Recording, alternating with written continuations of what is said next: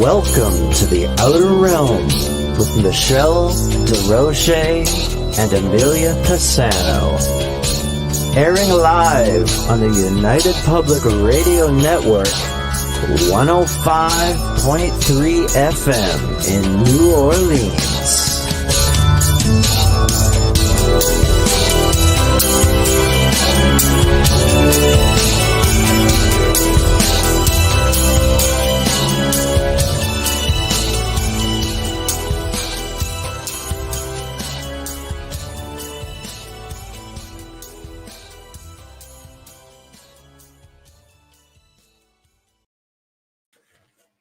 Good evening, everyone. Welcome to the Outer Realm Wednesday night segment. We are broadcasting live in United Public Radio Network, UFO Paranormal Radio Network, 105.3 from the Gulf Coast, 107.7 FM from New Orleans. We're fully sponsored by the amazing people over at Folgers Coffee, who've been a part of our journey for the last few years. Thank you, Folgers. We love you. We appreciate you. We couldn't do it without you, nor would we want to, for that matter. Also, big thank you to Justin Snicker, aka Dr. Snick, the Sonic Surgeon, for the contribution of his time, his music, and his voice for the intro that you just heard. He's an award-winning composer of Halloween, horror, sci-fi, and dark wave electronic music, which can be found on all of your favorite music streaming platforms. Also, thank you to Steve McGinnis, the artist behind the banners and logos here at the show. Check him out on Facebook and Instagram. Also specializes in the horror genre, but does fabulous commission pieces of any sort. So tonight's a treat because we're sharing the evening with two friends of mine. One I've known for, a million years, and which is Kerrilynn Shellhorn, of course, and she's got Spirit Switchboard, 6 o'clock on Friday nights. And Lorilei, we've known for, at least 5 years. We've been here for at least that. And she's got Angel Rock at 6 p.m. on Monday nights, and also Foot at the End of the Bed at 7 p.m. on Thursday nights. So, of course, this is all Eastern time. So it's a whole lineup of phenomenal stuff during the week. So, and it's spooky month, and it's getting into spooky week. And I know they're going to have Lorilei, I think Foot at the End of the Bed is the 31st is going to be like the Halloween party. So everybody's going. You might see hosts dropping in, and we have our own show. So if they're still going when we're dead, we might just drop in. But in the meantime, we're just going to make up for it tonight. So without further ado, the ladies. Hi. Thanks for having us. Yeah, are you kidding? It was great. This is great because I think we've done it individually before, but I thought this would be kind of fun. Just kind of get in there. Well, we had an impromptu on Kerrilynn's show. That's true. Even my own devices in the chat room, like, no. I know. We're like a girls' club, a girls' night. Yes. Yeah. That's a lot of fun. Poor Joe. When we first got here, there weren't many. Well, Lorilei was there before us, right? Yeah. There weren't many female hosts on this I got to be one of the oldie moldies too. No, right? We've all been around for a long time. Oh my gosh! I'm thinking after me, there wasn't many women. You're right. No, it's true. Well, you know what? We rule now. I'm pretty much thinking we've taken over completely. So yeah, and she didn't do that on purpose. I'm making my way down. Yeah. Getting everybody. Hi, everybody in the chat. Thank you for being here. There's so many familiar names in there. There is. Hello. This is what I love because a lot of you guys hop around between the different shows, and I think it's outstanding. So this is awesome right there. There we go. So this is fantastic. So of course it's, it is like kind of spooky month, and we're all into the field in one form or another. So what do you guys have been up to? What have you been doing to prepare for Halloween? And I know, like, I've been super ridiculously busy all month, and I know Kerrilynn's been super busy running around all month. And I think Lorilei, you've been super busy because you do a lot of stuff that you sell.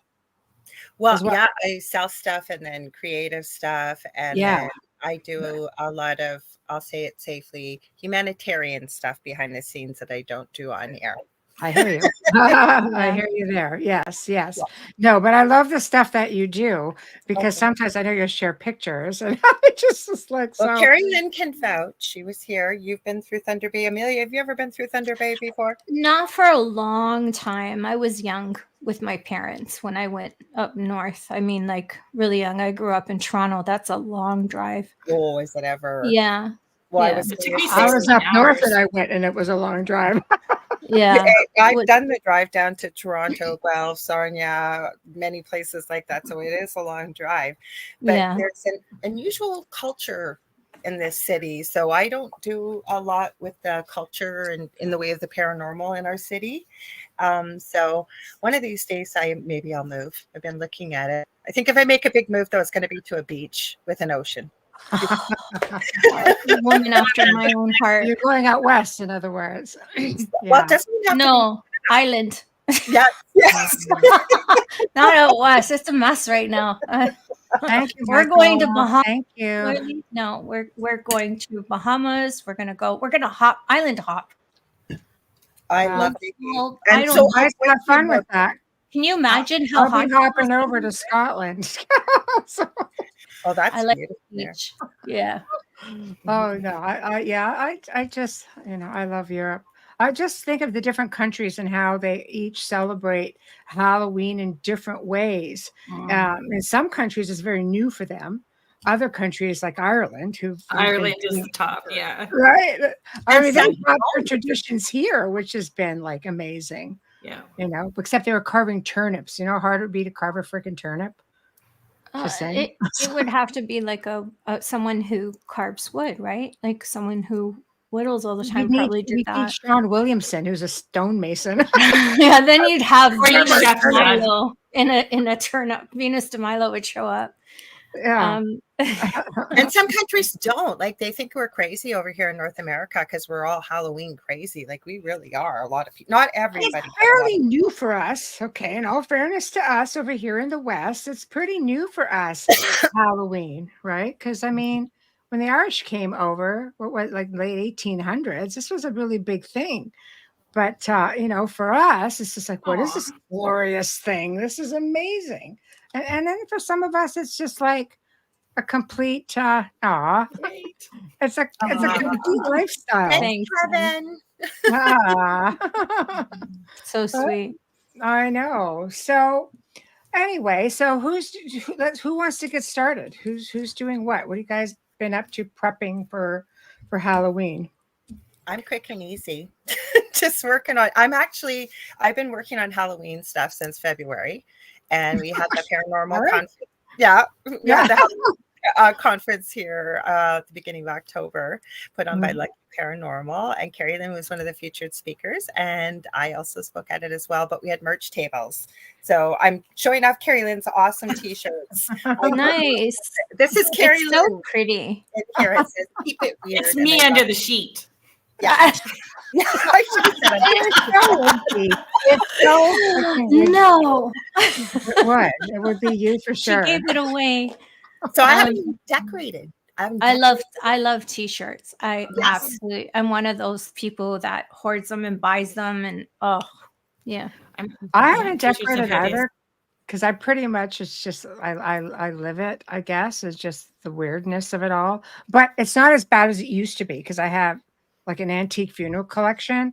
And then I have like skull collections, like older ones. But after having like a little grandson, I just realized I can't put stuff like that out anymore because, in taxidermy, I'm limited to that because you don't want dead things literally hanging around everywhere. But Lily, so my granddaughter and I had a tea party and we had the little taxidermy ducklings that I have sitting in teacups on the table having tea with us. So we had a tea party with the ducklings. Is what you're doing. Yeah. Or at least trying to figure out how to epoxy that right now. Well, that would make a great table. Christmas.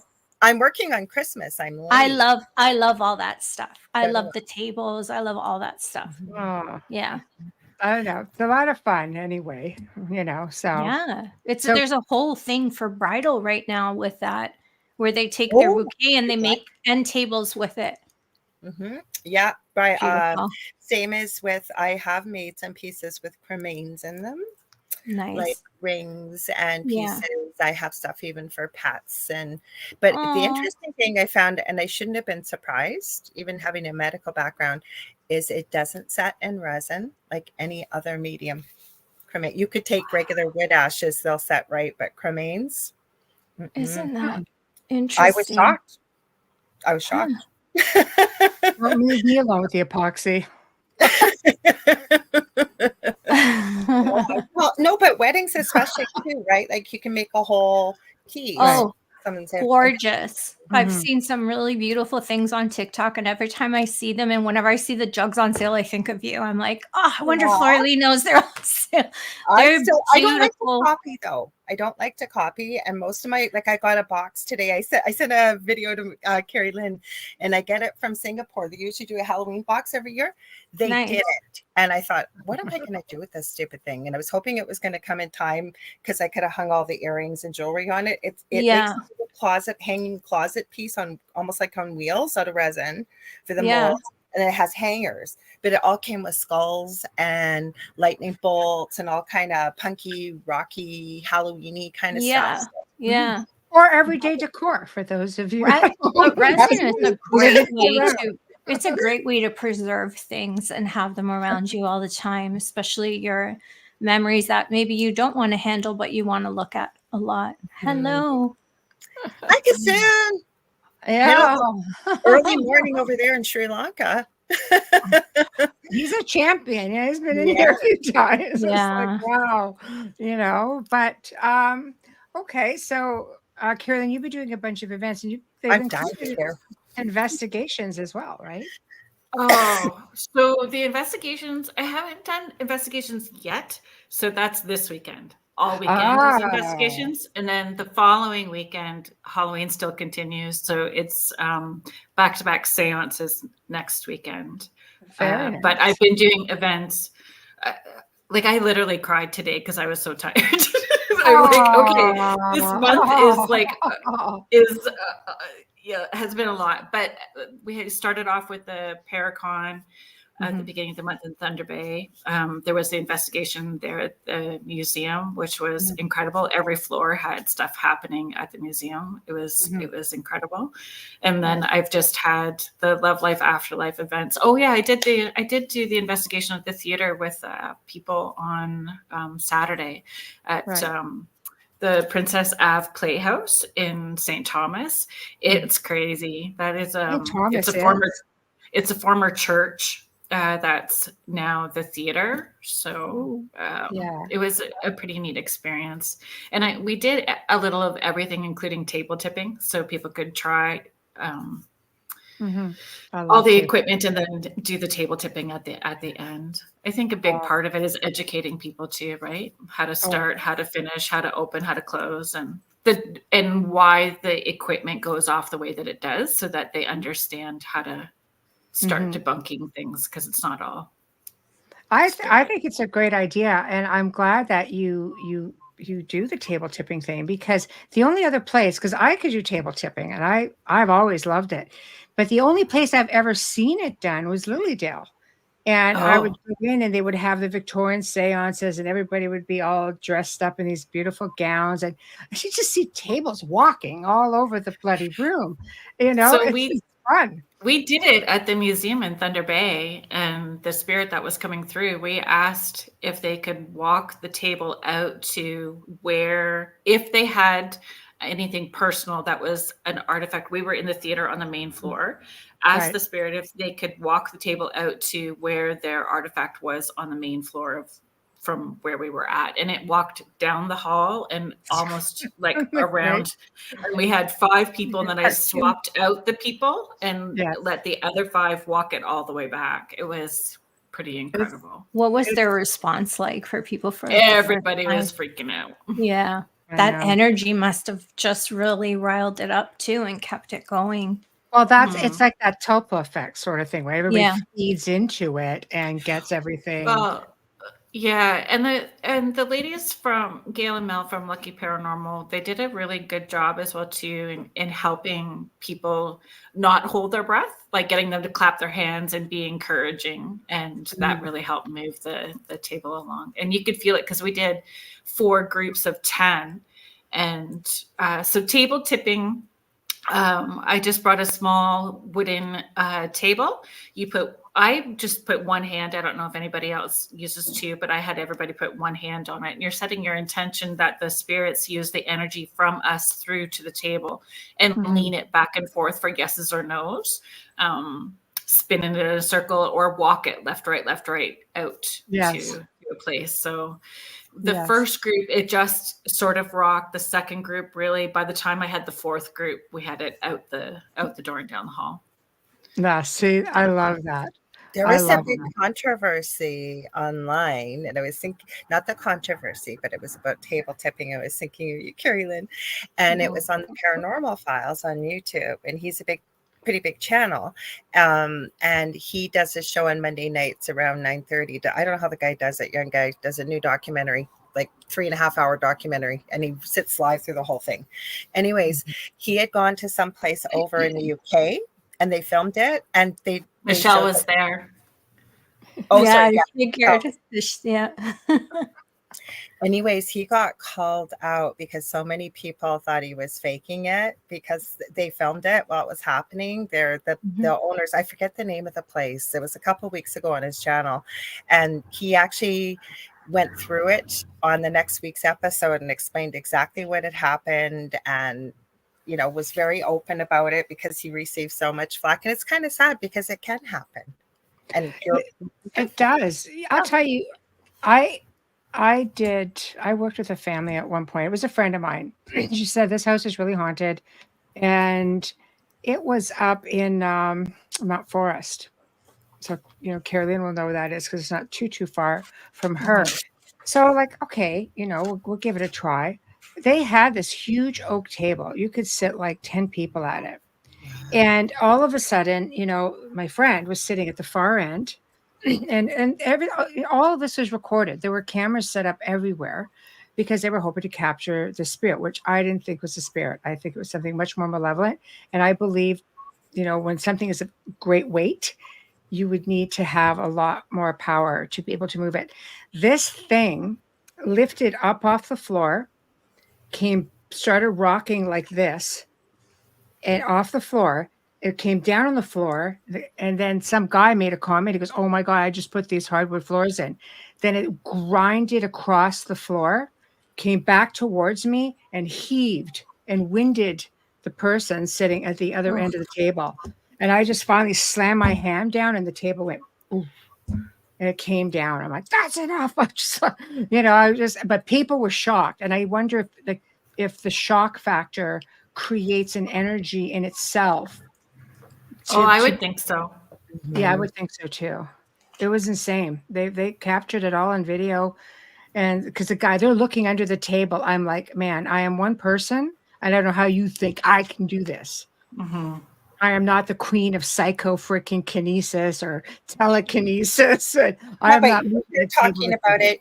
You're Kerrilynn talking about it. Michelle was there and seen it. And like I said, I just love that this call-in came on and explained they'd never tried it before. They were told to use 2 hands, and there was actually a rocking chair just on the table. So that's what they called their table tipping, and the rocking chair kept moving. So you didn't see the table move, but people were calling BS on it because they've never seen it, right? It's an old technique. Right. So I love that you're talk about it. I think a big part for me when I'm doing any of the events is trying to honor the roots of where all of this started. So I try to do pieces of what they would have done then. So you're going back into the Victorian times. Yeah, which is my favorite. Yeah, people don't see all of it. Have you been to Lilydale? Right? Have anybody been to Lilydale at all?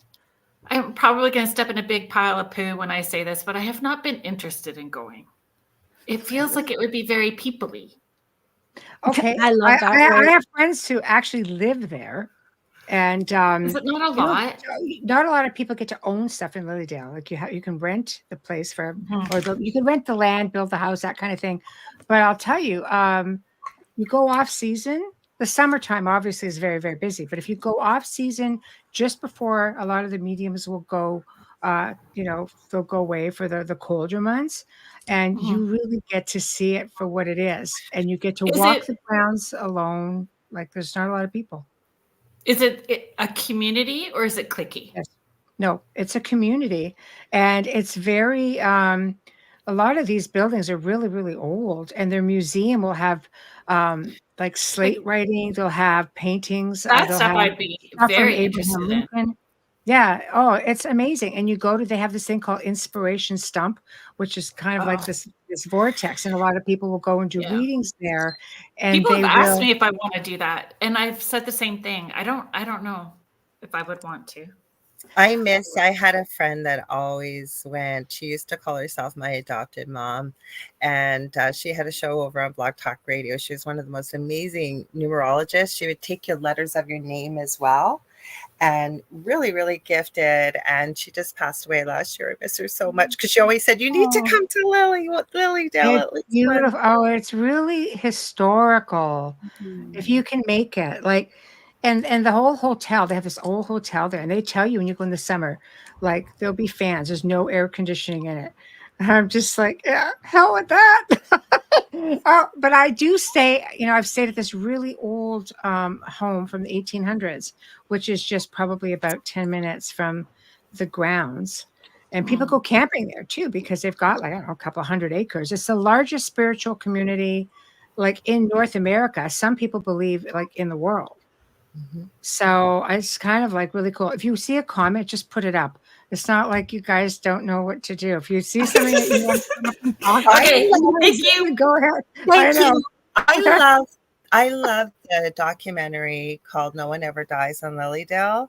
I don't know if anybody's seen it. I've seen You it, can yeah. find it. Yes. It's so heart touching. It's such that's how I found out about Lilydale years ago when it came Yeah. out. It was such an amazing documentary. It was. And you know what? For people who have strong mediumship ability, it's a place that you go to sort of recharge, because the whole environment is there. Um, it's all built around mediumship. The whole thing is about mediumship, and they have, like, the fairy forest, and you can Oh, go I in, bet. and it's really like they have bits of everything. They really do. It's just fabulous. So Oh, here, I let's have to just highlight Mish. I always No, tease her it's when she more comes on. like it's such a weird, it's a weird thing. Being a medium is just weird, and finding who you jive with in a community is really hard because some people make it competition when it doesn't need Mhm. to be. Yeah. So Yeah. I always observe first before I step into something that way, right? Because Right. I agree people with you. make it That's a tough competition one. instead of Yeah. community. And Well, the thing with Lilydale is, at least the way it used to be, because I've had some of my spirit paintings done there, and I have been read by one of the guys who used to be the head of their association. And then he said it got way too political, and he stepped mm, down, but they still invite him back to communicate, or, to do readings and things like that. But from what I understand, they used to have to test. A lot of mediums would have to test. Not Oh, yeah. everybody who goes to Lilydale can read there. You can visit No, there, you can do events there. It doesn't mean you can read there. do you I'd have to go imagine they through the need to. spiritualist classes as well too in order to be approved? Because a lot of the spiritualist churches won't let you present unless you've been taught under My their. friend just told me They are that a spiritualist community. Their church is very close by. They also have a healing church there that I've seen work on people while I was there. I was just like, my mother, her knee was bothering her because I took her one year. They worked on her knee, and she was just like, I feel great. It's because I feel no I pain at bet all. the Oh yeah, it's energy would be phenomenal. so high, right? my friend just said she had to be tested, but that was years ago. Yeah, I don't So know if they still do it or not, eh? I The would reason why think. I highlighted Michelle, or Mish. Just put up what you need to put up. No, she's in Australia, so I always tease her she's in the future. Yeah, practically. Ooh, I never looked at it that way. I know. Oh my God. Tons.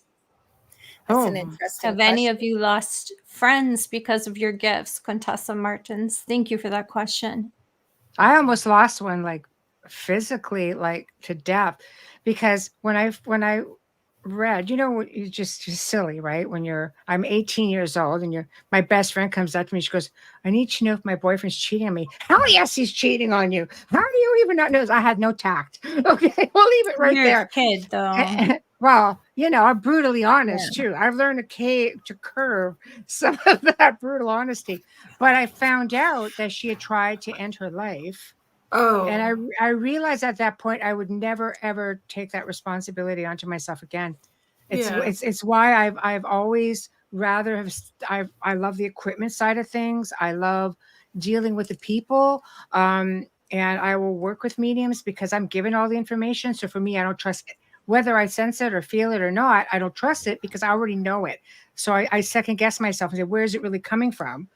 Is it because I already know it in my subconscious, or is it because I'm actually picking it up as well? But that was it for me. That was lesson freaking learned.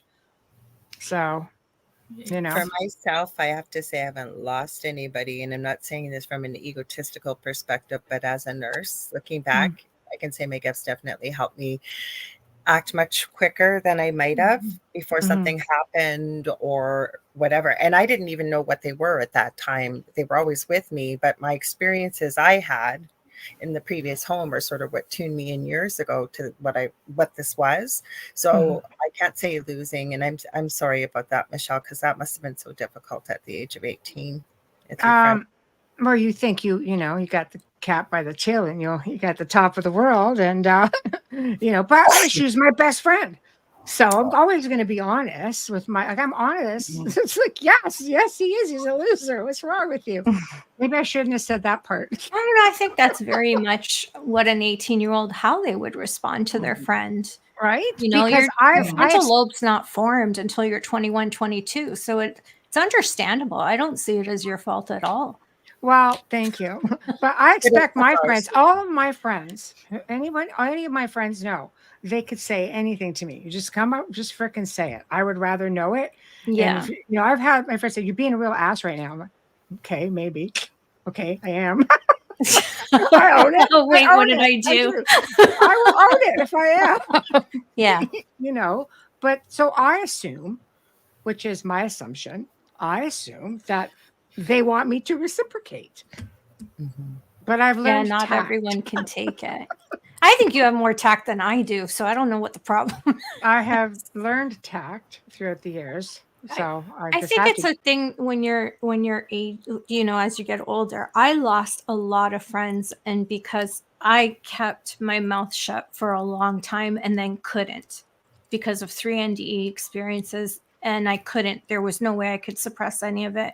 So I really had no choice, and I lost a lot of friends, and it took me a long time to realize that they just weren't friends. That's it. Because I know I accept, and I hate saying it's so narcissistic, but when you accept so many faults of other people, and this is supposed to be a gift, this isn't a fault. This isn't something that's ugly. It's a beautiful thing when you're helping people. And it's an important thing. It has no room for ego or pride. Absolutely not. But it shouldn't be shame. You shouldn't be ashamed of it either, or felt to be ashamed of. And I'm glad to see that it's changing for the next generation with the way things are out and the internet. But I can say I lost a few friends that were very in my life for a long time and very close. And one of them, I was completely in shock, and it hurt me a lot. But I got over it. It's been over 10 years, so I got past it. But Kerrilynn, how about you? Kasoon asked a good question. He's asking, how does someone know if it's actually psychic info, not just their imagination? That's a good question. Anyone?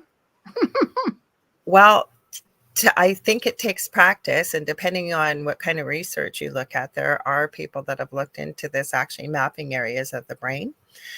I think my thing is, I think everybody has these abilities when we come in, right? Some people hang on to them right from birth and onwards. Other kids get told they're too old to be playing with that kind of nonsense. It's your imagination.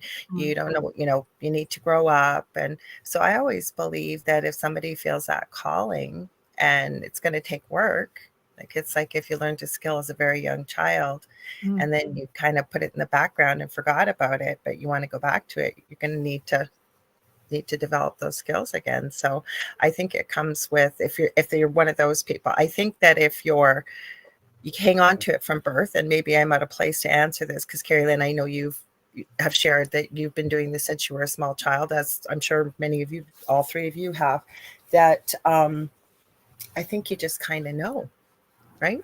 I don't know. What are your thoughts? Kerrilynn? I'll share a story about my son. So I had walked in. My oldest son would have been about 15.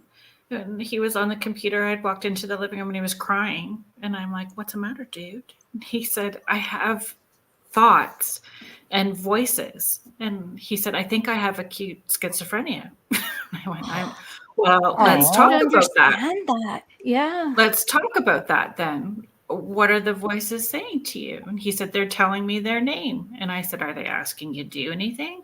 And he said, they're asking for help to go to the light. And I went, okay, so you know that I've been this way, so it means you're this way. If it's not asking you to harm yourself, it's not asking you to do hurtful things to yourself or to other people, you're just going to be like me. And so that it was a teaching moment. So I find if it's something that is intuitive or mediumship, it's usually lighter. Even if it's hard, it's coming from a lighter space and it's not harmful or hurtful. And then it's learning discernment. It's learning the discernment because and it is a wibbly wobbly line, because when we're teaching manifesting, we're telling people to use their imagination to start with. So it starts with imagination and then it moves into something else, right? So Yeah.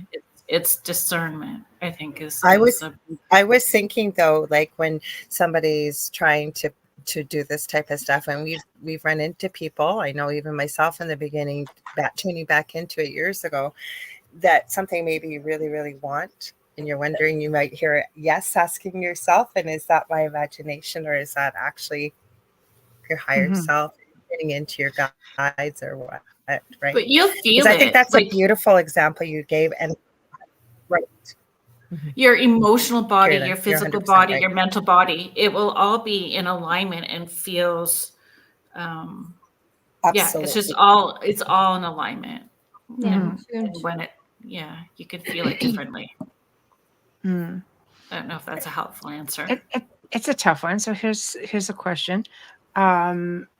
What do you do? I mean, when you have a child, I used to often have parents message me and say, can you teach can you teach my kids about the paranormal, or my child, or my daughter? And I'm like, oh, your kids, and sometimes it would be preteens or teens. I'm just like, I'm not comfortable teaching preteens, or I'm not the parent, and it's not my place. It's not like we're talking mediumship. It's just like, I could have probably have done classes on teaching paranormal to kids, but I'm just not comfortable with that. I don't know that, and this is my question: is there a place for, if they're already having experiences? I ran summer camps for kids, so they could get together. Okay, perfect. So how did when you? I first kind of came out of the closet, witchy boo closet, I had 17 years ago, it was a parenting radio show for parenting kids who were having intuitive experiences. Excellent. And that's sort of where it started for me. So it was always a parent reaching out because a kid was having experiences. So giving the parents tools and the kids tools And I've done I that, think, not taught classes, but I have done that with parents, worked with them. yeah, see, Yeah. that's the key. I've worked with parents, but we're not talking even just kids who've had experiences. These are just healthy curiosities. I mean, I've met children who parents just let them run amok with, oh, here's ghost equipment, and they're come back and the guy's like, oh god, oh, doors opening and closing by themselves. You have a problem? because they've not opened and closed properly. But I think No, I mean physically opening and closing. And I'm yes, like, you have an but issue. Something's but energetically something has opened yes, and not been yes, closed properly. And yes. Yeah. so then Yeah. to me, the bigger question too is then has social media, television opened that door? So that's where, you know, parents are watching it and kids are watching it. It's The other thing I have to add, Kerrilynn, I love the way that you handle things with your son that you just shared. There is, and I tried to do this with my boys too. And I'm sure all of us, when it runs in the family, it kind of just trickles down to our kids, right? But you handled it so beautifully. Instead of saying, what do you mean? Oh my God, you've got schizophrenia. Why do you think? You asked him what's going on. What are you feeling? No panic buttons. It Well, was you no. recognized it. But a Yeah. lot of parents don't do that. They freak out, especially if they're watching on TV. They're not living in this world, or they have a child that's starting to show signs of having these gifts. And that was usually the type of parents that from time to time still run into parents like that. So again, equipping the parents with the tools, I think for myself always worked well. But I love that you've done the work that you have with children, Kerrilynn, and I think it's really needed. Mm-hmm. Amelia, you were going to say something when we were talking about I'm sorry, television Amelia. media. Oh, no, it's I'm okay. No, I grateful, said you. Lorilei. Thank you for that. I said you recognize the same. You know your empathy as well. It wasn't just your son. You were picking up on everything. It was all your gifts and your love as a mother, just enveloping him and wanting. That's how I felt when you were saying it. You recognized it. You could see it. You could hear it in yourself and your experience. Well, when when we had those experiences as a kid, right? So we kind of know. Yeah. And I feel the more we talk about it and make it normal, we can educate people so that if they're giving their 8-year-olds the stuff, they know how to open and close it. Because it's so funny that we're having this conversation right now, because I gave somebody I gave them dowsing rods, a K2 meter. There was a couple of other things, but showed them how to do this because they're going to Kingston this weekend with their kids. And I said, just walk around the graveyard, walk around the park. Yeah. Yeah. Here you go. But here's how you're going to open it, and here's how you're going to close it. I'd like to address this actually, because I've run into last couple of decades of doing this. The parents who don't understand, but also the parents who shame in a way. And I don't want to finger point and I'm not trying to be malicious about it, because if you don't have an understanding, it's hard to have an understanding for what your child is going through. But unfortunately, if children are very gifted. So if a child says, I have an imaginary friend, or I see somebody, the worst thing we can do as parents is say, don't be stupid, don't be silly, there's no such thing. Because let's face it, we're the ones that they trust, that if they're fearful or if something isn't quite natural, we're the ones they come to tell, hey, this is going on. And if you make them feel silly, they're going to clamor up. They're not going to say anything. And in some cases, not all, in some cases, they can get themselves in a little bit of trouble, with a controlling spirit or worse. And not just spirit, but like the humans can be worse too. Like the more that they trust their intuition and what they're getting, the less they give their power away to other people, and other people's opinions will be more important than their own. Correct. The other feelings thing and gut feeling. I agree 100%. The other thing I have seen, especially with the energy healing work I do, is most of us, not all of us, but most of us have not been taught to be able to quiet the mind for a minute or two and ask your body a question. Why is this happening? What message are you giving me? The body speaks a different language, right? I always say pain is the voice of the body, but it doesn't always have to be pain. If you've got something going on physically, and your body will answer. right? But we've never been taught to tune into that. Then religion comes in without dumping anything on religion. Whatever way works for you is great. But sometimes when you've got a child like that, parents get very scared. And so hopefully between the shows that we do, many other people that do, they'll know that there's people out there that could help. Because and put your own fear aside. Don't project it onto your child, because kids are pretty fearless. Wow. And then, you know, People are not very good with accountability. No. Come on. Those I'm worlds going to be right honest now. about that. What? Yeah. Right. Seems to be the big Accountability. word for the last 4 years. Accountability. Mhm. My experience, long story short, was ashamed and was not to talk about it. So mentoring children whose parents wanted to learn how was hugely important to me. I agree. Years ago when I did it, I loved it. And I stayed with one in particular child for, oh my gosh, almost 5 years of her life when she chose to shut this down. And that she did not want to continue exploring. And she said, I just want to have a normal life.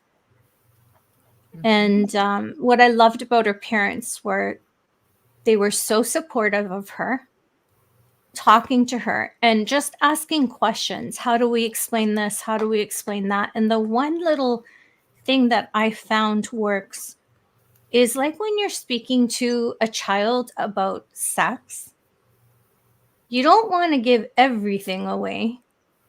Kids just need the answer to the question they're asking. They don't need that full explanation at times how we are, how some adults are, like me. Like, I want all your details when you say something. But children sometimes are just asking a question because they're asking a question. And just, or we live in a house with activity. So if a that's teachable different. moment even came up, I didn't ever push it on them, because my boys both have abilities, especially my eldest going through adolescence. I'm turning my gifts off. All right, if that's what you choose to do. It may be a day. He has since tuned back into them, but being supportive, as well as, again, I have to go back to the fact that we got to ask them, what are you feeling? What are you picking up? What do you how does this make you feel? 100%. And then, like, same, whether it's sex, I never had the talk with my boys, but I can tell you, well, my youngest was different, but my eldest, I remember my friends were horrified that my kid knew all about this stuff. I said, because I didn't sit down and say, we're going to have the talk. But you spend time with your children. There's things that come up. There's a question. There's something comes up on TV. What do you think about that? How does it make you feel? And having a discussion and educating.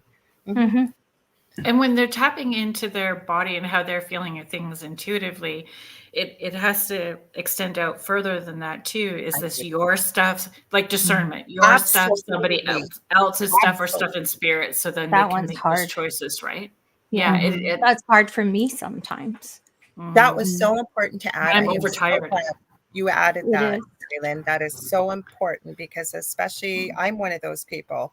Maybe I would always pick up other people's pain, other people's everything. And I also know, even though if I hide my face, and I might have a smile on my face, if I'm not in a great mood, people can pick it up. So and we're moving into where all the kids are going to start running around places, and it's Halloween, right? Like, I've been asked by their Girl Guide groups to walk them through the cemeteries. Like, How cool is that? it was super cool. But I just always see it as a learning, like, it's a teachable moment. Here's a teachable moment. Here's how we're going to, that's so what you it are is. educated on how to do this properly, right? Yeah. Amelia said, you don't give them more than what they've asked. If they want to know more, they will ask you. But also, I think there's nothing more uncomfortable, whether we've seen it in movies or heard of people, it's happened where, let's use the topic of sex again.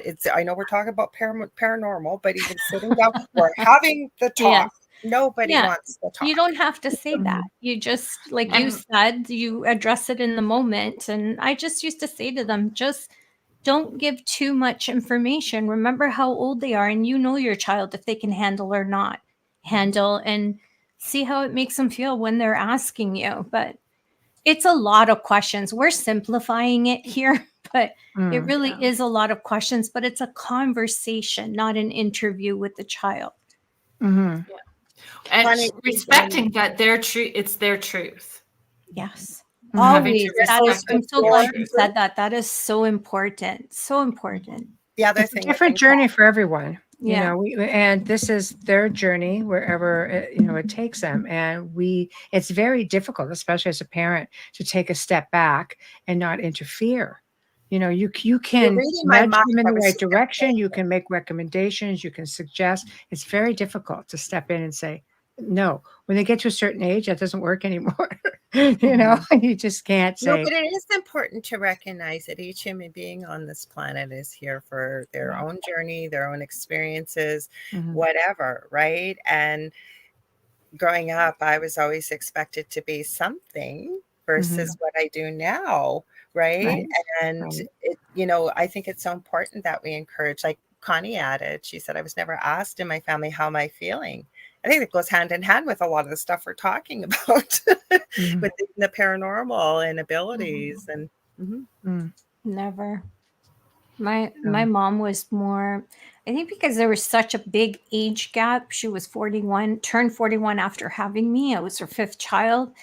And she had been through a lot between the Second World War, losing a child, being separated from my dad for a few years when he came here. There was a lot of trauma being thrown out of her aunt's house with my brother after my sister passed away as a baby. She went through a lot, and it all falls on mostly her side of the family and what she saw. And I want to believe, because a mother loves her child, even though I always say there's chains that are broken, and she used to be hit, and with me she was verbally abusive, and I don't believe it was intentional. I believe she just didn't know any better. It was that age gap, it was the language gap. I think a lot of that had to do with it, but she was so concerned about what anyone would say or think if they knew. That's that generation too, though. Yeah. That She would have whole been. generation was like that. Yeah, she was 1928, so she, Yeah. my dad, whole different person, creative person, builder, carpenter, but also a musician, self-taught musician. And I feel like maybe I did get some of it from him, after learning things. We always think we're getting it from Right. one side of the family, but who knows where our strength really comes from. And he was more of a champion and a cheerleader. So I want to believe there's always one parent who's going to be cheering you on, and hopefully both, now that it's a new generation, more open-minded and a lot of access to the internet. So My mom was great. My dad was like, don't be ridiculous. The house is settling. No, it's not. Yeah. And as There's an always adult, one, at least in our generation. Yeah. He confessed a lot more as he got older, and he would say, oh, I used to have all these experiences as you made me feel.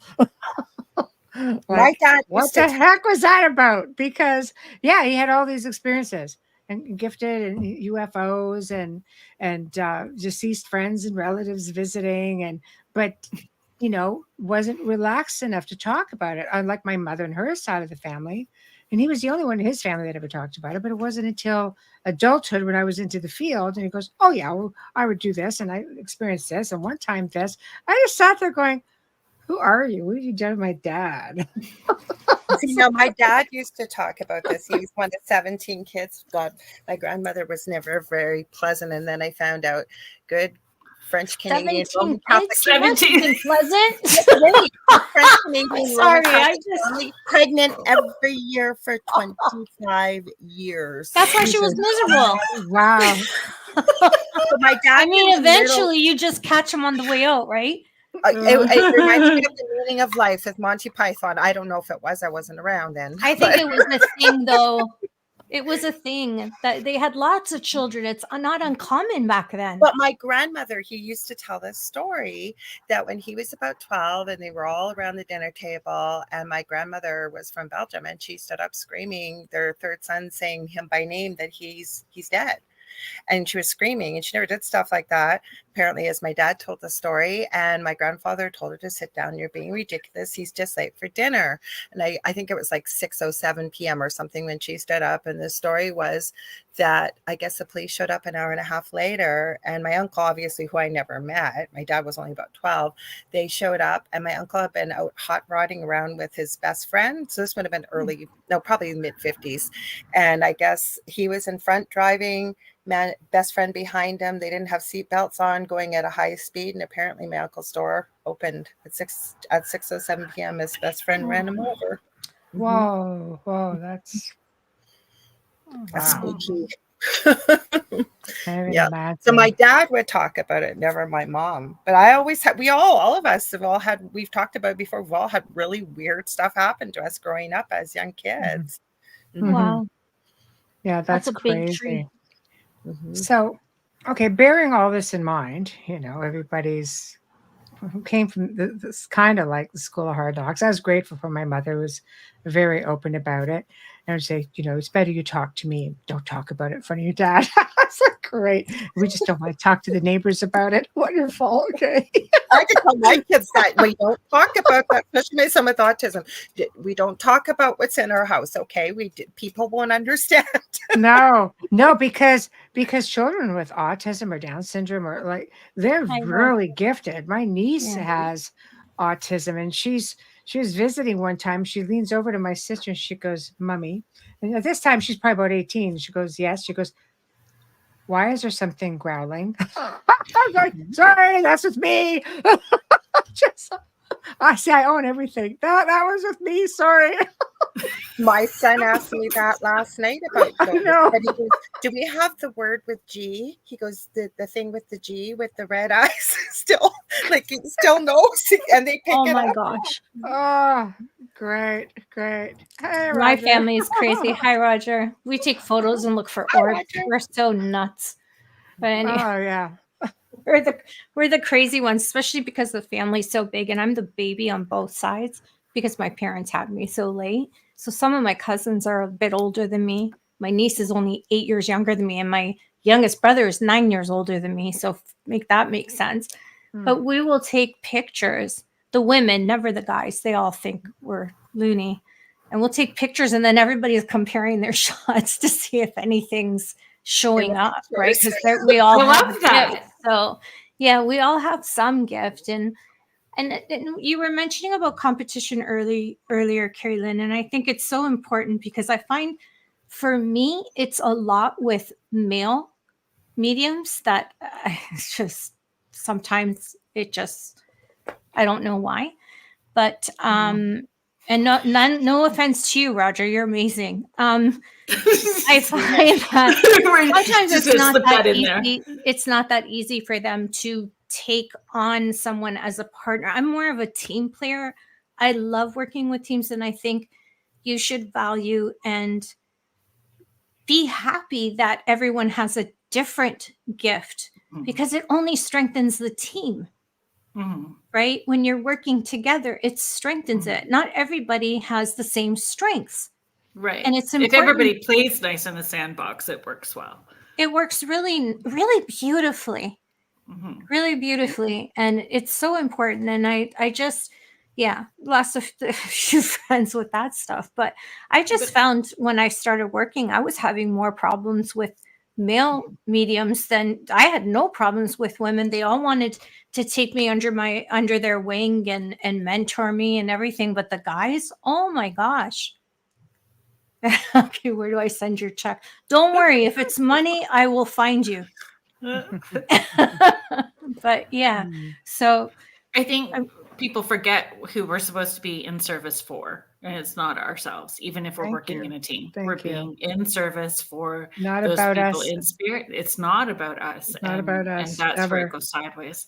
Yeah. No, if you're finding yourself intimidated or feeling kind of green about someone else, I think you need a moment to ground and come recharge and rethink, because there's nothing more beautiful than learning from someone else. You have to be open to that as well. A lot of people overstep boundaries too, and they don't realize, they don't keep it in check. And there's a lot of do's and don'ts in any field, in any business, any field. I was just going to say that doesn't matter what field. I can tell you the one thing I loved about being a nurse is when men started coming in the field, because we, high stress job, and you're working I used to work in the NICU. Oh my God, like you could just feel it walking in, like, and what the mood was, and everybody's barking at each other and snipping and sniping. And I understand because it was high stress, but it was awful. I almost quit nursing. And oh no, see, you're perfect for NICU. You have the perfect personality. Oh, I loved it. I loved working in the community, because I always say, and I went into some probably looking back now, pretty haunted places. The oldest places, the most dangerous part of the town I had on the south side of the city. I went into some of those hotels that no longer stand, that I think now, oh my God, how did I go in there? They didn't even have the cell phones had just come out. But the thing is, right, I got to do what I wanted. I got to be with the people I wanted, and why I became a nurse. And I think we have to remember, when we're in the paranormal field too, regardless of what we do, who we're in service to, like you said, Kerrilynn. Absolutely. You're in service to people. You're in service to the other side. You're in service. If you're doing energy work and light work, you're in service to the planet. You're in service to the environment. You're in service to everything but you. Yeah. And the personal healing matters, like personal accountability and your personal healing. All of that matters, and it affects how far you go, or how you receive. Can use it. Everybody can use it. Yeah, exactly. So if you guys see something, here's a question. I know, Kerrilynn, you're eyeballing this one. Hi, Kelly. And Roger says, you think a lot of men are more conceited than women, but from a psychic medium standpoint.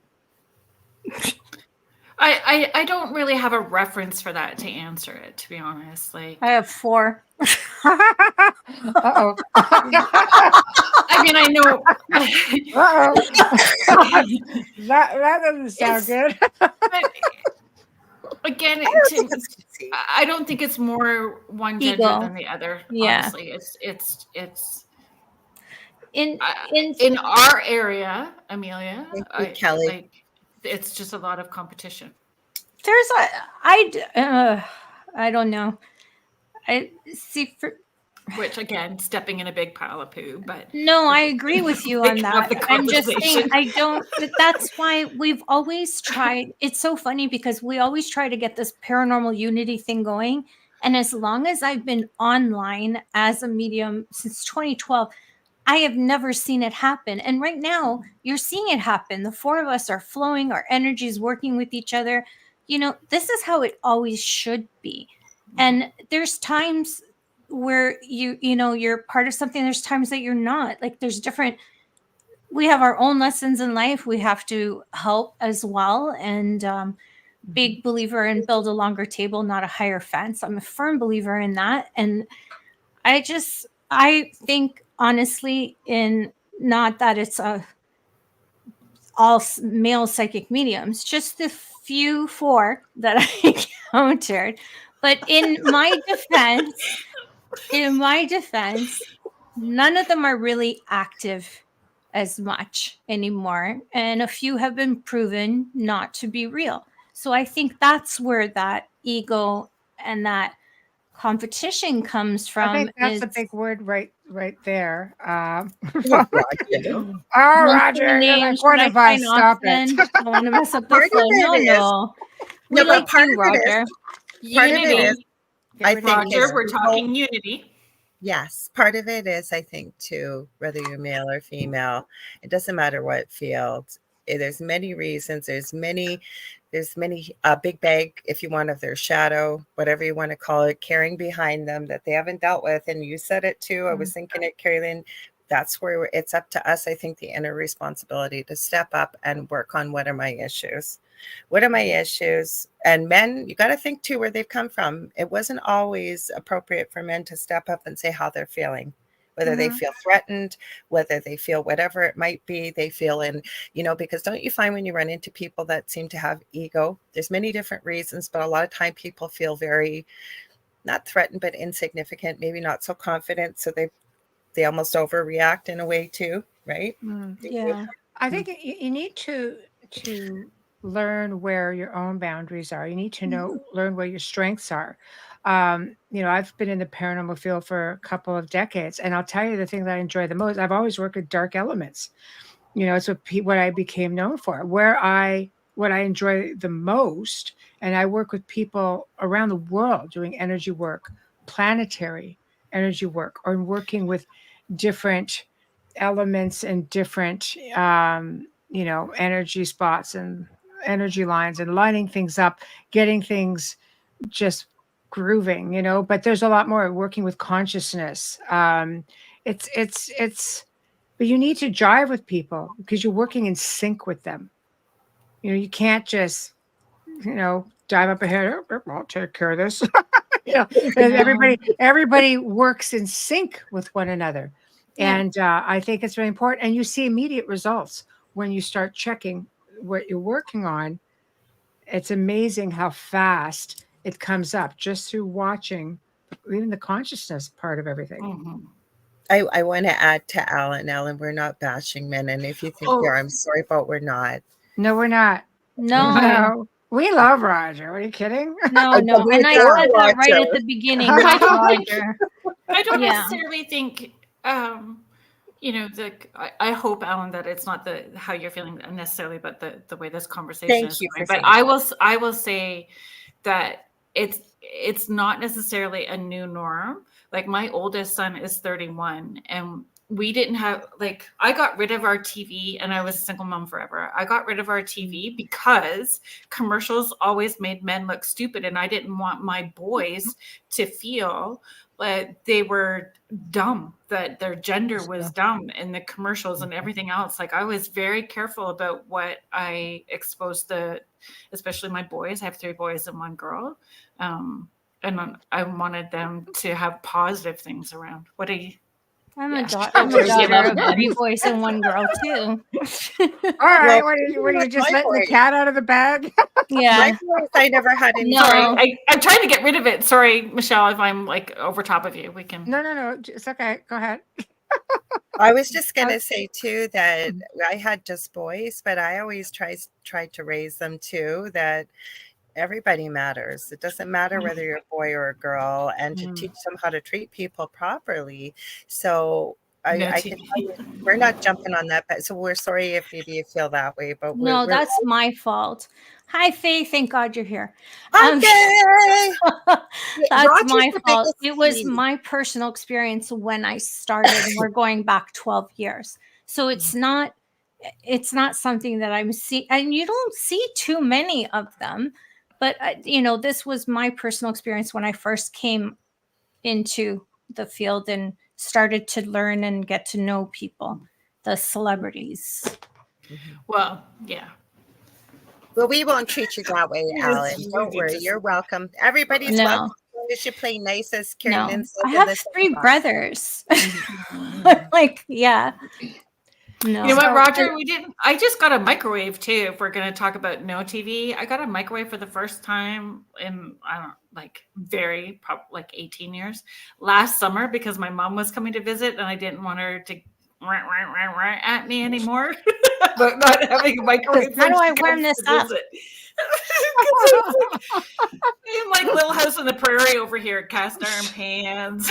No, but see, I can relate to that. I call the microwave an old-price popcorn maker that they use it for. Not your butter. I still believe in heating and warming things up. I have a toaster oven. You can ask Michelle how many I've had just in the time that she's known me, because for some reason I blew them up. But microwaves scare the crap out of me, even being near them. Yeah. Makes me uncomfortable. I don't like that they mutate my food. Yeah, I don't. I just don't do it.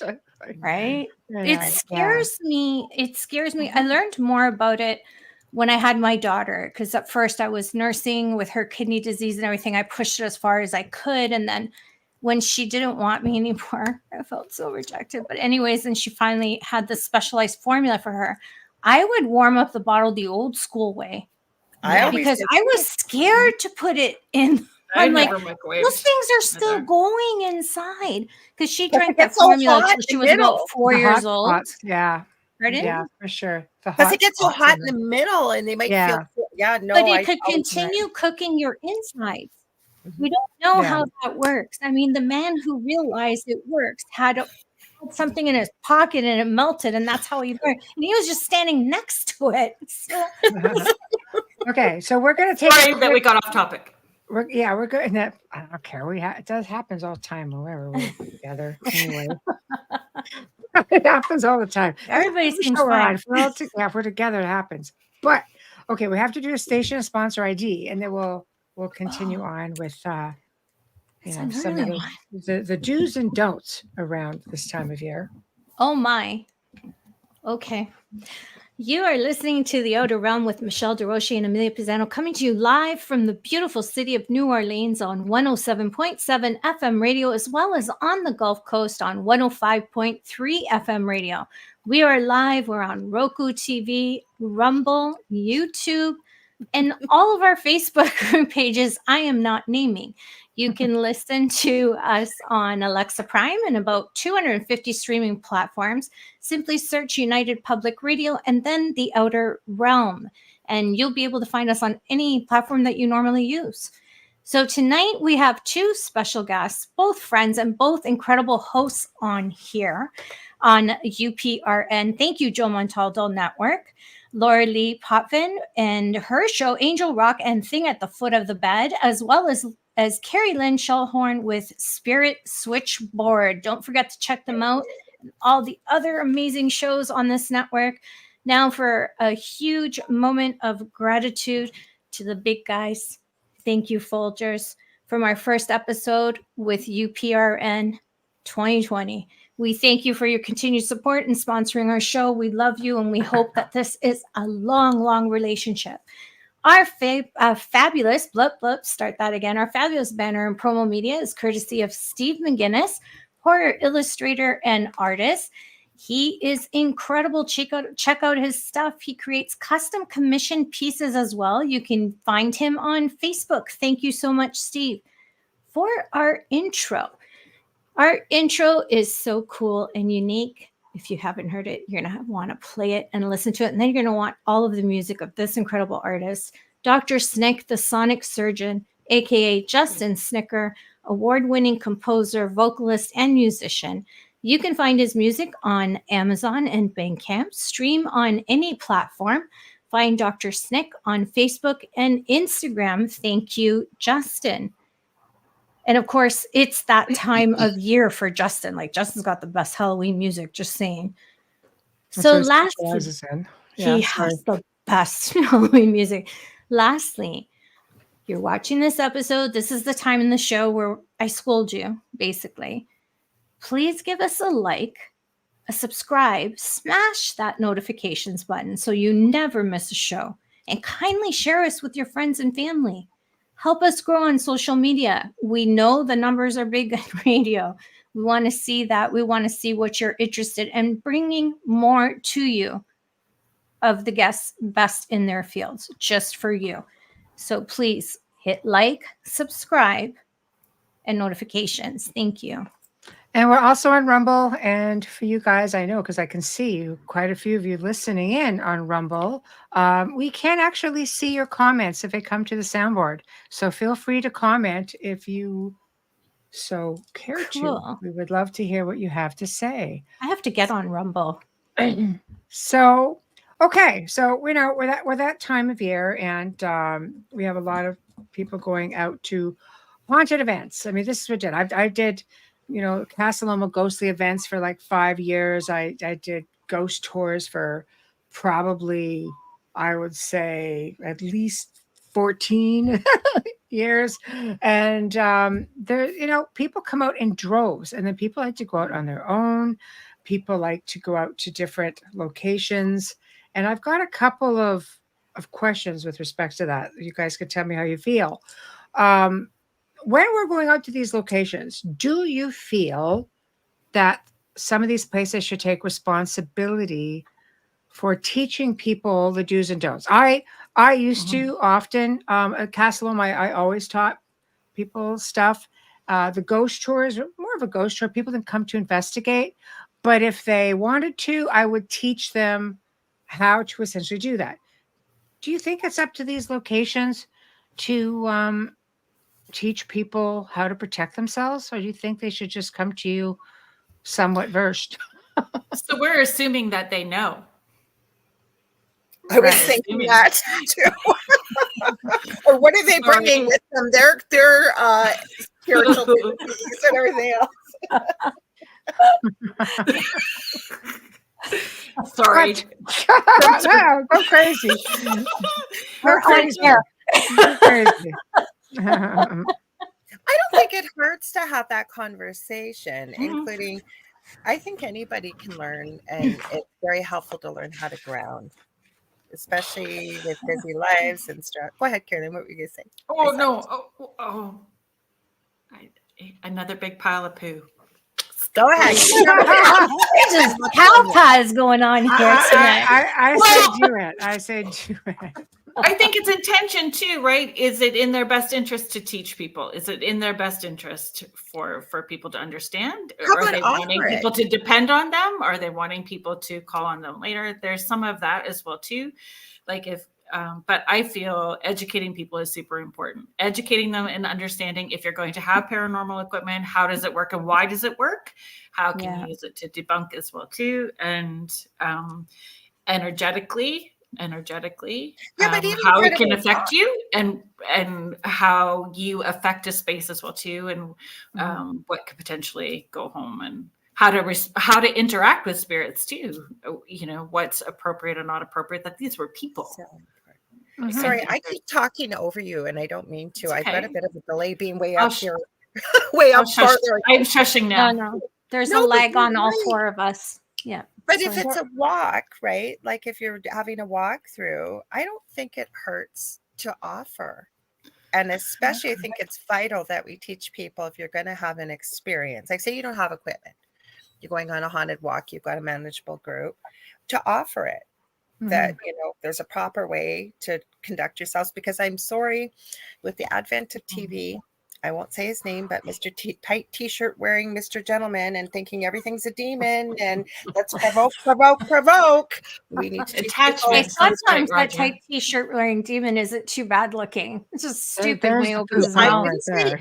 He was needs to keep his mouth shut. Yes, but people like to emulate him. I have absolutely. I find people that for the longest time, not so much anymore, but I would end up getting these poor young gentlemen in their early 20s, kind of loners, but really wanting to belong to something, and watching that show, especially in particular, because it was one of the biggest ones, going to very well-known locations and taking something home with themselves, investigating by themselves, and then going, oh my God, all heck's breaking loose in my house. What do I do? Yeah, but they never teach what you do before you go into exactly an investigation, and what you do when you walk out of an investigation. That's not taught on television. I agree. That's the only show that ever taught it was Paranormal State with Ryan Buell. They did it because they were university students doing a study, and I think that's why you saw that. Beginning and end. They did do this. They did a prayer thing, and they did the protection, and afterwards as well. And then let's talk about that then for a minute. What is proper protocol in going to some of these locations? I think sometimes you need that kind of proper protocol just to meet your family at a restaurant. Just saying. I agree. Sometimes you just need it before you walk into a mall too. Like there's nothing wrong with shielding. Yeah.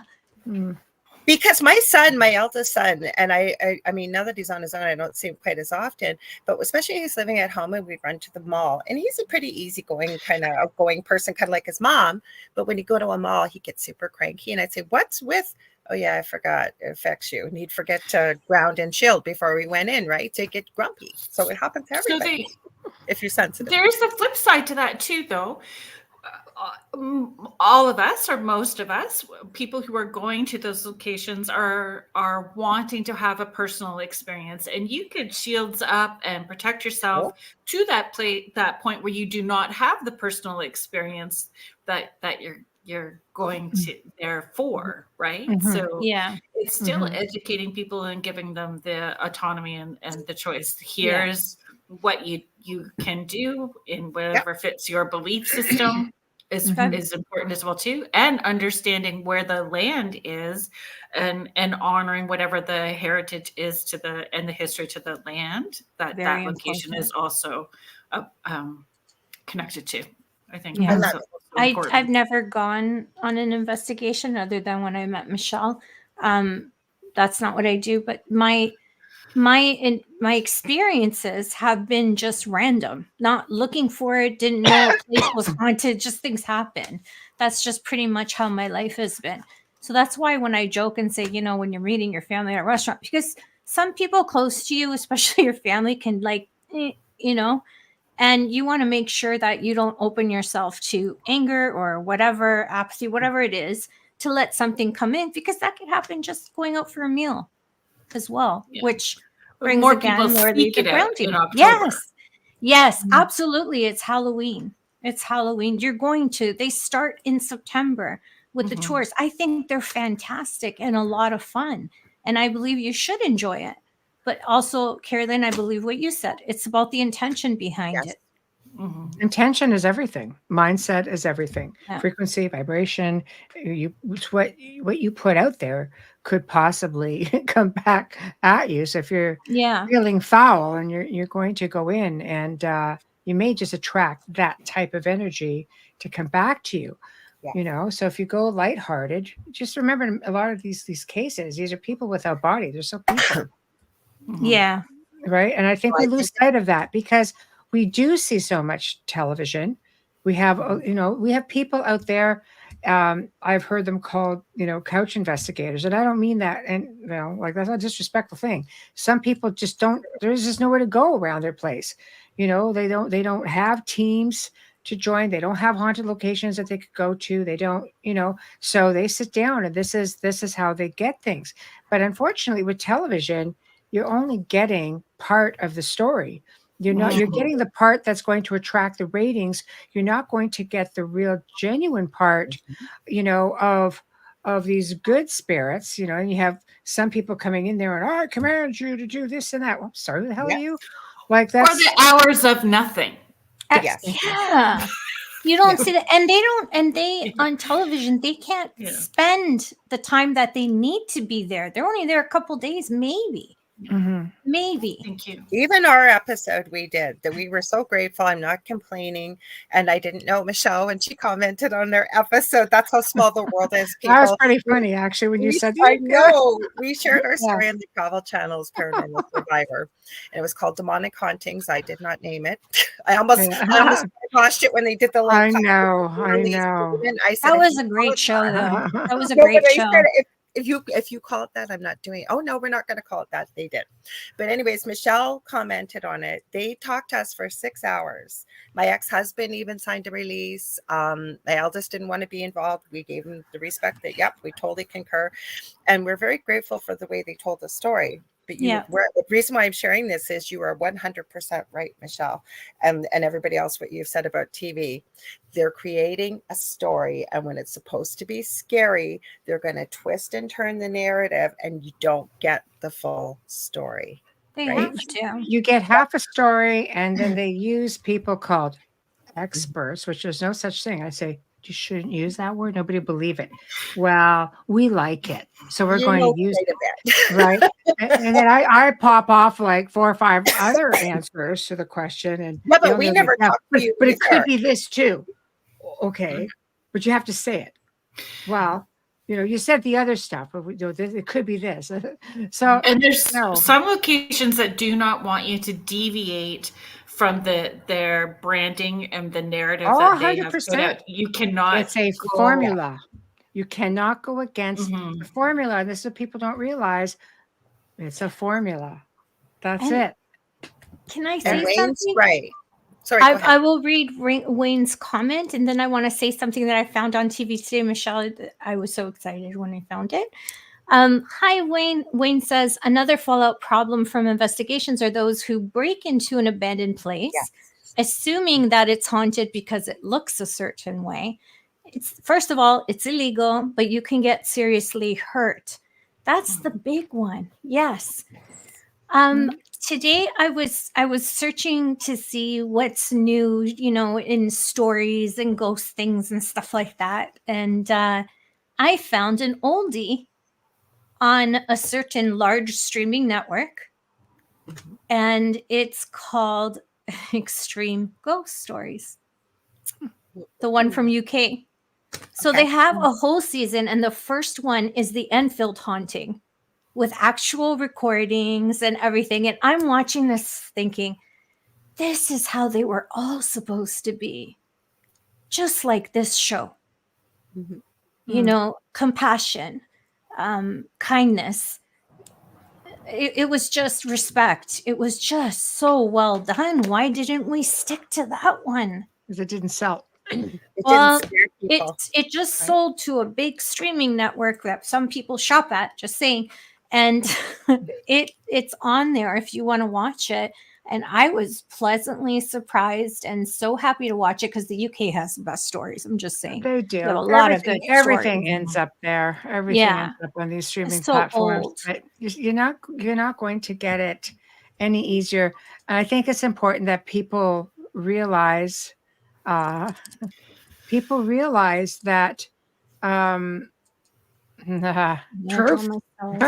truth. This running and screaming. Yes. For sure.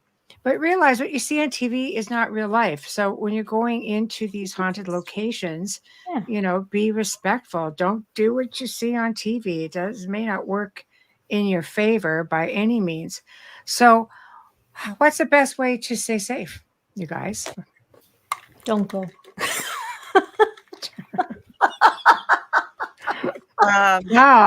It just happens in my everyday life. I don't think I need to go anywhere. I'm a lot like Faye Rogers. Just comes here, but so what is your? I'm going to leave it to the experts, and I'm not saying that in a bad way. I'm saying it in a respectable way. Who are these experts that you speak? Yeah, didn't you just hear my part about the whole expert? Experience. How's that? Experienced guides. How's that? Because I've never done it, so. I just think that you need to be very well grounded. I think that if you're sick, don't be drinking alcohol, especially if you're new at it. It definitely opens you up.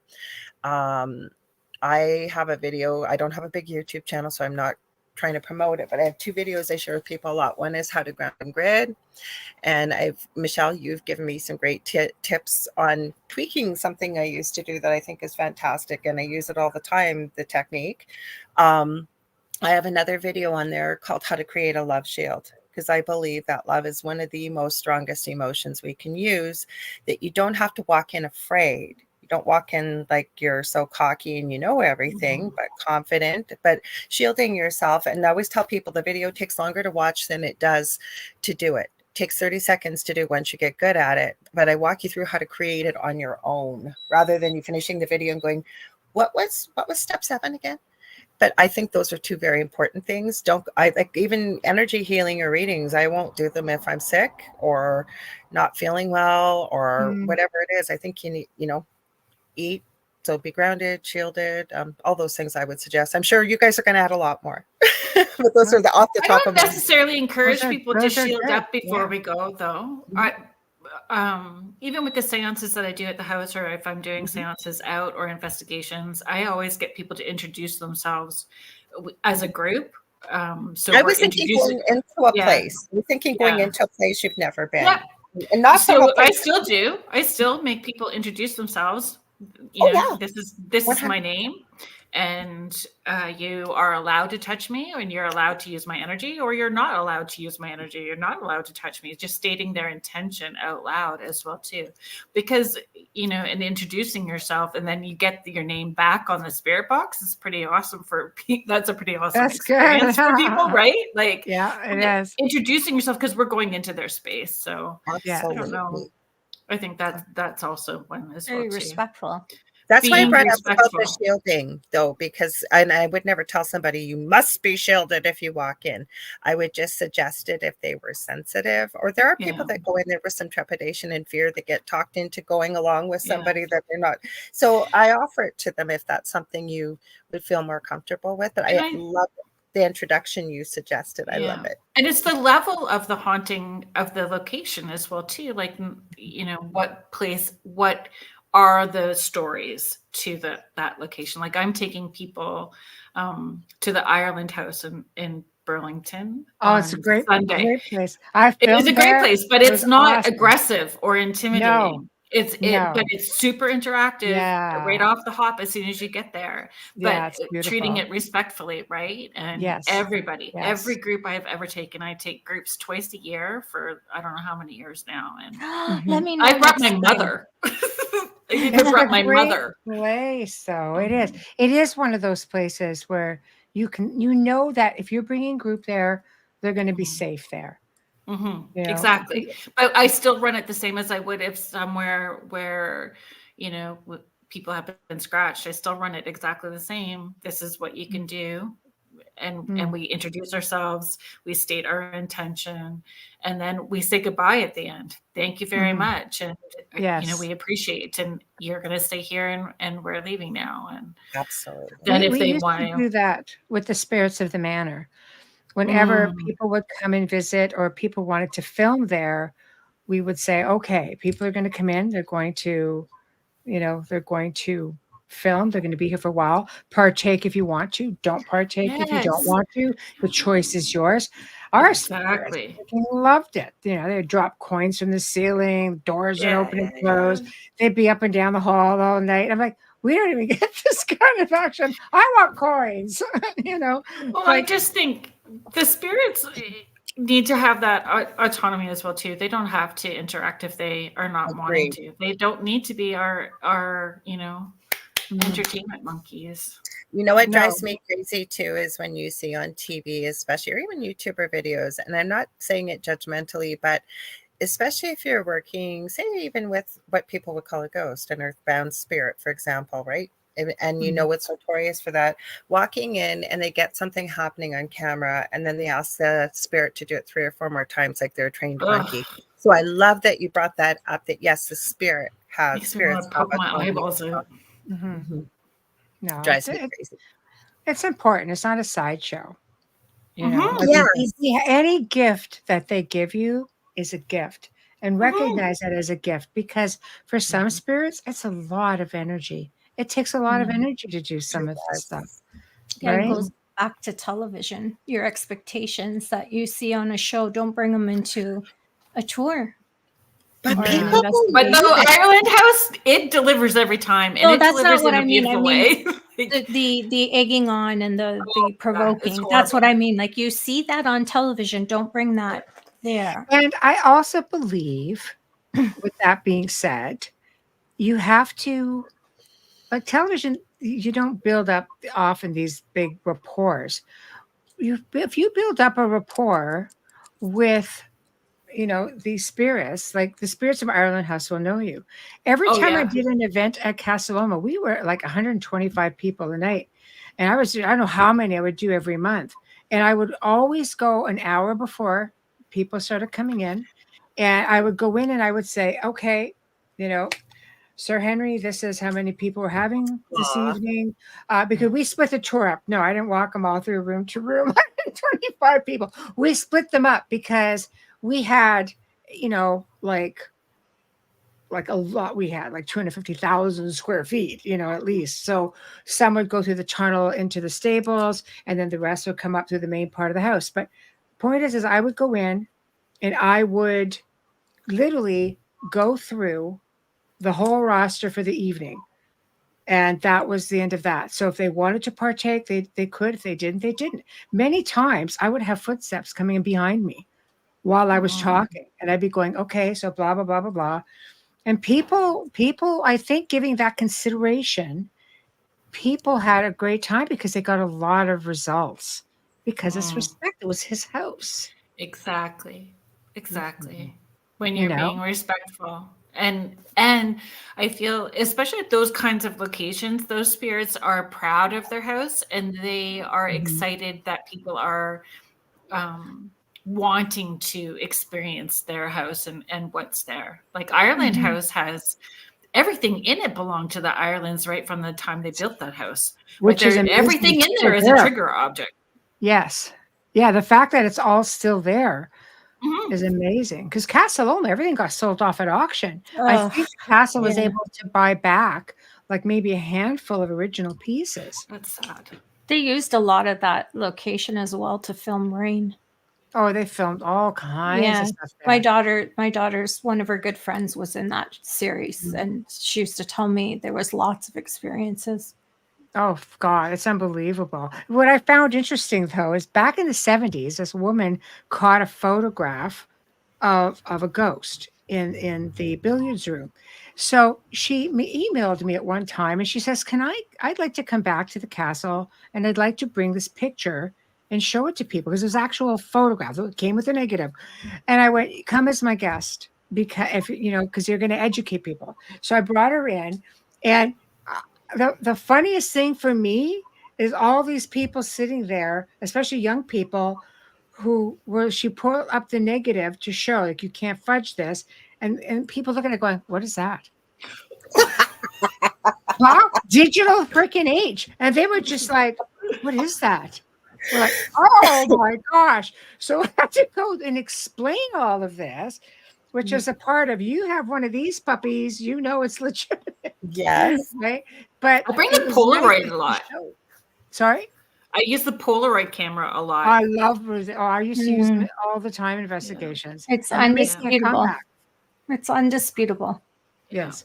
And that's the same like doing EVPs on a cassette tape or using a video camera with tape. Like they're heavy. All there. They are indisputable. I've got tons. I've got hours and hours of stuff captured at investigations within these methods. And you can't go wrong with that. You can't, It's like spooky. Ellen, no worries. And you're 100% right about Kerrilynn. But thank you. I always feel like I need to rein it in. I don't mean to be big. No, be yourself. No, you're saying that. It's beautiful. Because I think everything you've been saying, I've been going, I should have thought of that. Yes. Knowing you the way we know you, Kerrilynn. Yeah. And somebody asked if we're all Canadians. We are. Yes. Sure are. Sorry. Tessa. I know. Sorry. Yeah. Well played, Amelia. Thank you. Thank you. I am the comic here. Michael Kennedy said cell phones have great cameras now. They do. Nobody's saying that they don't. We just say that they're a little bit harder to prove because they're so exceptional. And film, you can't dispute film. Once it's printed, it's printed. Digital can always be manipulated. Yeah. The only time you could fudge an actual photograph is once it hits the computer. And it's the same with doing EVPs on cassette tapes.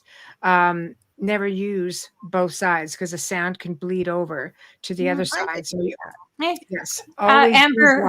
Amber Heard got her whole case against Johnny Depp because of pictures that she had altered. And I can say that it's not alleged. It was proven. Right. They're actually time stamped. And people don't realize that your phone actually does that. But it needs a forensic scientist to take that apart. And go into the echo data. While we're talking about this, I'm going to put something up just because. So I'm going to show these two pictures. We're going back to the Miami Mall. I think Amelia, you sent me these. Oh yes, yes. And I got so much grief over that. One of you guys sent it to me. No, but you know how the guy caught it? You did. Okay. You know how he caught it is the police were taking away everybody's cell phones and their videos, and they were scrubbing them clean. This guy had a VHS camera. And they know there's no didn't know what it was. Have this. Okay. We're going to put this up. And now, because of this evidence, they cannot say no, they were not aliens. So this is the first one I'm going to show. Plus Congress talked about it. Yes. See? Oh, yes. And he said what was interesting about them is they kept changing. Yep. Like they were shifting in and out. So my question is, are we talking blue beam or are we talking for real? I'm going to put up the other picture. Hold on. Okay, 1 second. Get rid of this dude. Kathy right over there. Hanley Little is saying it was real. She lives in Florida. So Kathy was the one that sent this to me. Kathy, I'm going to call you out because you did. So we're gonna Kathy being called out. Okay, here we go. There we go. Yeah. If I could just add something to this to help validate this a little bit more, on our group page, The Outer Realm, I posted a video. It's a TikTok clip, but it's a TikTok clip of a gentleman who is former CIA, who was actually involved in this department, talk about skinwalkers. And these are former SEAL team. So if you're interested, go over there to the Outer Realm Facebook page. The clip is there. The conversation is there. And these are people who now can just now be open and talk about this. So that'll add a little bit more to if you're leaning to the way of no, it can't be possible. Well, plus U.S. Congress talked about it. That Yes. Kathy sent me the clip. Yeah, I watched the little speech. Yeah. That's right. And never mind what you're saying on top of it with ex-Navy SEALs talking about, because I received so much grief about this from certain people, and I thought I'm not going to argue. Like, But it's I not knew true. It's Kathy not true. told It's me- not true. Yeah. But Too just many the point I'm trying to make was that it was done. He goes, the guy basically says that he goes, I like 90s stuff. I have a flip phone Yeah. and I was with a VHS camera while everybody else is getting scrubbed. I'm sitting at my camera and he holds up this big, crazy VHS tape and he goes, my family vacation and the footage. On a VHS. Oh, yeah, it was one of those big honkers, right? The very first ones that came out. Yeah, it's a winner for our side. It's an Oscar for our side. No, but I they do- mentioned him in Congress that he hasn't given them the tape. They want the tape. No, And no. he's not giving it. He gave it to the people who he knew would put it out there. It's exactly what he did, right? So, Yeah. And they'd have to Clever. subpoena him to get it anyways, and they'd have to show just cause that it's real, and then that opens up a whole other can of worms for the Congress. But Yeah. now I forgot what I was gonna say. Oh my God, forget it. Seriously. It's only Wednesday, Amelia. Yeah. I know. So you know what? Like, it just goes to show you cannot fudge some things. So I highly recommend, if you're Old going to school go. is good. Now I remember. Bring a compass. Yes, I the didn't poor get a man's station. EMF, right? That's Mhm. right. That's right. Don't put it near any stones or power boxes, and you'll be all right. Now I remember. I can understand why people, because of AI and everything that's going on with CGI, why they would question it. So just devil's advocate there. I can understand why you would question it, but we're being so conditioned to believe that we're not going to believe what we see when it's real. So never I forget that. The arguments I got, though, were, oh, no, they said it was a big group of teenagers that were fighting. I'm sorry. And like I say, somebody that lives there, that watches our It's programs. freaking 8 feet tall. in the street was practically That's there. somebody It who was really just nuts. overfed their kid. Wow. with growth spurt. Yeah, NBA's Hormones. lining them up outside. Yeah, that was crazy. That was Kidding me? crazy. But How many emergency service vehicles were there and everything else? Yeah, Like, because it that's was on a- nothing but a prank, right, Kerrilynn? So Yeah. let's send in a 10 alarm for a prank. Mhm. That's his name, Fitz. Yes. And they mentioned him in Congress, too, because he didn't I turn know. it in. Oh, you Because gotta love they the name want Fitz, it. too. So they could say, oh, we examined it and it's nothing. I hope they Mhm. never get it. And So do I. because right now it's in the hands of people who are putting it all out everywhere. And he has the original. Well, it'd be interesting, like not politically, and I'm not suggesting I'm a party of what or whatever in the US because we don't talk politics. No. I'm just saying if a particular government gets in, there will be some changes there if governments change after the next election. in the end, there's going to be a lot of changes in ways that we cannot imagine, good or bad. So brace yourselves, because I think there's going to be some things that people are going to kind of go, it's outside their comfort level within the field of high strangeness. A whole lot outside. Yeah, let's go with that. Yeah. Yeah. Right. And to quote Joe Montaldo, and I remember years ago when he used to produce his show, so I always used to have an hour between my show on Monday nights and the next one, and it was later at night. And I remember asking him this when I first came on the network about, about aliens and UFOs and ETs. And he brought up the best point. He said, Laura, do you believe that they've been here before probably humanity? I go, yeah. He goes, well, don't you think with their advanced technology that if they really wanted to do something, they would have a long time ago? And I went, that makes so much sense, people. So remember that. I thought it was a good point. It's true. I also believe police and military. Oh my gosh. Only Thank police you, and Kathy. military. I truly think there are more of them here that have been here the whole time. Sorry, but that's my thought, So hold on. There we go. We all need a farmer 3 times a day. That's all we need to believe. 100%. Yeah. That's true. Support them as much as you can. I'm fortunate enough that I can walk to one.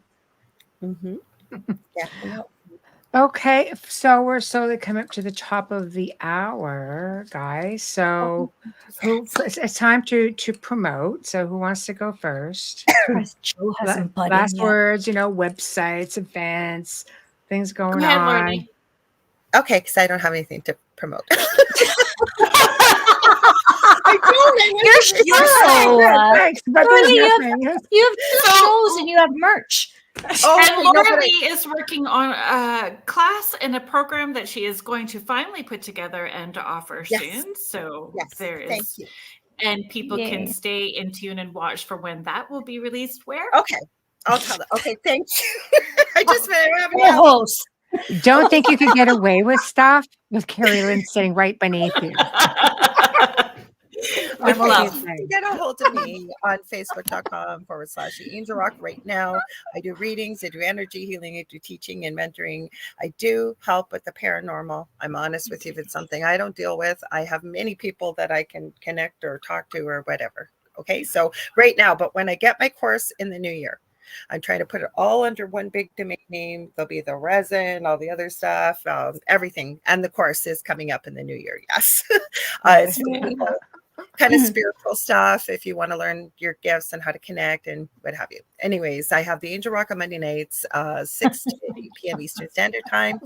And the thing at the foot of the bed tomorrow night, right before the Outer Realm, with my co-host and amazing friend David Hansel. He's an angel channel and medium. And thank you so much for having me tonight. I had so much fun. Pleasure. Joy having you. Carrie-Lynn. Okay. All right. Need help? Hold on your hats, people. Here it comes. No. If you would like to participate, I have a free online intuitive development mentoring group on Facebook. It's called Kerrilynn's Morning Porch. I post intuitive practices. I do some energetic cord cutting meditations, all that kind of fun stuff on full moons there. I have a newsletter. You can sign up for that on the website. A lot of the events are sort of winding down. But you can watch for all that. Go to the website, and it's the best place to look for things. You got courses. And your website is? KerrilynShellhorn.com. Oh yeah, there's you know what? So the courses, there are courses coming up. I'm doing the 5-week meditation, which is pretty awesome. Yeah. And in December, I'm going to do one that's teaching people or to understand how grief and trauma can create the blocks where you're not receiving those signs and symbols, and how you can work on removing those so that you can understand and receive those signs and symbols. So that's coming up in December, beginning of December, and Spirit Switchboard here with the UPRN on Fridays at 6 p.m. Both women, amazing hosts in their own right. Jason Kenzie is coming on this week, and it's going to be crazy. So please come hang out with Jason Kenzie on Friday. Yeah, that would be fun. That's cool. And that's right after Father Sean Whittington. who's on at 5. One so you're of the starting Legion at of 5, and Narcissists. it's sweeping through, and you're going to get 2 hours of Spirit Switchboard, and you're going to get into Church of Mavis after that. And then for the diehards, you just want to end up, just like, then just stick around for news on the flip side. You'll feel it. Oh yeah. It's politics. You'll feel it by the end of it. I don't know how many times I've said no to Joe on that one. No, So, but with that being said, tomorrow night we've got Ed Odell, and he's going to be it's going to be like a laid back evening, just a lot of fun. He's going to give us his views and his experiences in the paranormal. We're going to go all over the place because that's what Ed does, especially when he's with us. We get bantering, or you go talking in the chat room. It's just like, okay, this could go anywhere, and it will, and it's going to be outstanding. So want to thank, of course, Lorilei Potvin and Kerrilynn Shellhorn and everybody in chat. You guys are awesome. Thank you all for tuning in and being part of the fun, of course. And Mark, I have to hand it to you all the way from the UK. You're still hanging in there. Oh, wow. You're a freaking champion. Wow. Just saying. You really are. So big thank you to Folgers Coffee for sponsoring tonight's show, every night show. Big thank you to Justin Snicker, Steve McGinnis. If you enjoy the show, please support us. Whichever platform you are on, subscribe, like, comment. I always get to everybody's comments. If you want to email us, theouterrealmcontact@gmail.com. Just touch base, and we'll definitely get back to you. If you want to see somebody on the show, let us know. If you don't want to see somebody on the show, you can let us know that too. You can let Joe know. We can let Joe know. Yeah. But I mean, we'll have these two great ladies on again in the new year. It'll be a lot of fun. So glad you guys had fun. And we got to do this party on my show for sure. I haven't had the two of you together, so definitely it'll be fun. And this is what beautiful energy looks like. Preston Dennett. I wish I could go through the whole week's roster, but the Light Gate with Dolly Saffron and Preston Dennett, Monday nights at 8 p.m. Eastern. You don't want to miss that one. Preston's always on the show. I know. We all got Preston's like another host. He's always on the show. He's always producing books. It's like every 2 months, Preston's got a new book. I know. Bam, bam, bam. It's hot off the presses. That's why. I bet he surpassed your grandmother and those 17 babies, Lorilei. I know. I know. It's outstanding. I love it. God bless her. Anyway, guys, thank you all for tuning in, and we will see you tomorrow night, same time with Ed Odell. Thank you and good night, everyone. Thank you. Bye.